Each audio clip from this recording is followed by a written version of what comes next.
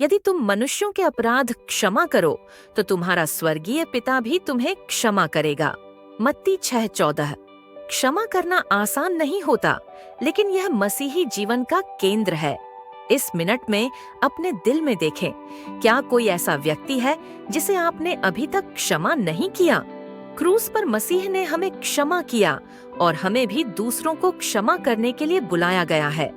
आज उस व्यक्ति के लिए प्रार्थना करें जिसने आपको ठेस पहुंचाई है। परमेश्वर से मांगें कि वह आपके दिल को कोमल बनाए और आपको क्षमा करने की शक्ति दे। क्षमा आपको आजादी देगी। इन बातों के पश्चात ऐसा हुआ कि परमेश्वर ने इब्राहिम से यह कहकर उसकी परीक्षा की कि हे इब्राहिम, उसने कहा, देख मैं यहाँ हूँ। उसने कहा, अपने पुत्र को अर्थात अपने एकलौते पुत्र इसहाक को, जिससे तू प्रेम रखता है, संग लेकर मोरियाह देश में चला जा और वहाँ उसको एक पहाड़ के ऊपर, जो मैं तुझे बताऊंगा, होम बलि करके चढ़ा। सो इब्राहिम बिहान को तड़के उठा और अपने गदहे पर काठी कसकर अपने 2 सेवक और अपने पुत्र इसहाक को संग लिया और होम बलि के लिए लकड़ी चीर ली। तब कूच करके उस स्थान की ओर चला जिसकी चर्चा परमेश्वर ने उससे की थी। तीसरे दिन इब्राहिम ने आंखें उठाकर उस स्थान को दूर से देखा और उसने अपने सेवकों से कहा, गदहे के पास यहीं ठहरे रहो, यह लड़का और मैं वहां तक जाकर और दंडवत करके फिर तुम्हारे पास लौट आऊंगा।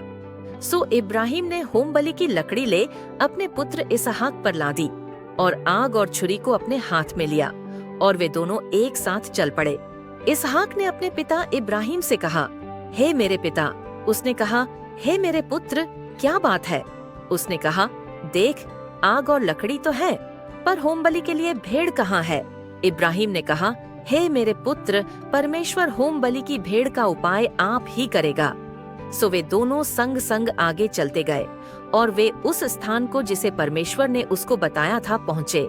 तब इब्राहिम ने वहाँ वेदी बनाकर लकड़ी को चुन चुन कर रखा और अपने पुत्र इसहाक को बांध के वेदी पर की लकड़ी के ऊपर रख दिया।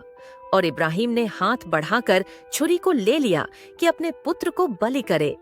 तब यहोवा के दूत ने स्वर्ग से उसको पुकार के कहा, हे इब्राहिम, हे इब्राहिम। उसने कहा, देख मैं यहाँ हूँ। उसने कहा, उस लड़के पर हाथ मत बढ़ा और न उससे कुछ कर, क्योंकि तूने जो मुझसे अपने पुत्र वरन अपने एकलौते पुत्र को भी नहीं रख छोड़ा। इससे मैं अब जान गया कि तू परमेश्वर का भय मानता है। तब इब्राहिम ने आंखें उठाई और क्या देखा कि उसके पीछे एक मेढ़ा अपने सींगों से एक झाड़ी में बंधा हुआ है। सो इब्राहिम ने जाके उस मेंढे को लिया और अपने पुत्र की संति होम बलि करके चढ़ाया और इब्राहिम ने उस स्थान का नाम यहोवा यिरे रखा। इसके अनुसार आज तक भी कहा जाता है कि यहोवा के पहाड़ पर उपाय किया जाएगा।